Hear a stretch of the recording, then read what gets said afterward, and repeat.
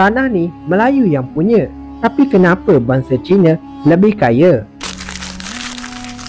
Korang pernah terfikir tak, ini tanah Melayu, tapi bila sebut pasal bisnes besar, hartanah, pasaraya dan kilang, kebanyakannya bukan milik orang Melayu. Semuanya bermula masa penjajahan British.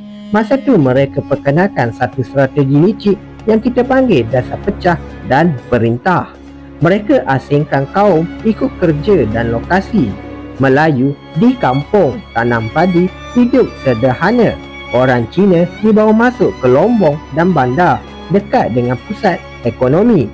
Orang India dihantar ke ladang jaga getah dan hasil bumi. Tujuan dia supaya setiap kaum tak dapat bercampur, tak bersatu dan mudah dikawal.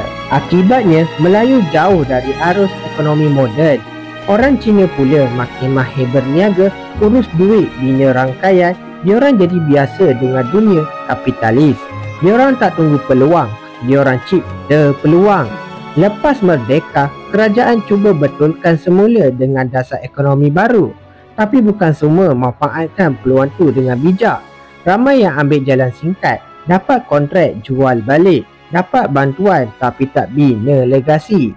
Biarlah, dah rezeki dia. Nak meniaga bukan senang bro. Kalau dapat tender jual balik pun kira pandailah tu. Janji masyuk.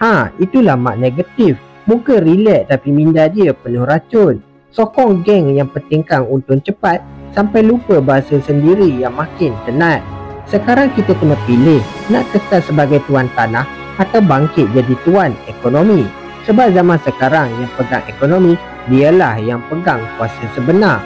Kalau korang rasa kisah ni ada manfaat, jangan lupa like, share dan follow channel aku. Dan kalau ada tersilap dalam fakta, aku memohon maaf. Kita sama-sama belajar, sama-sama sebarkan kebenaran. Aku Mak Cerita, aku suka bercerita.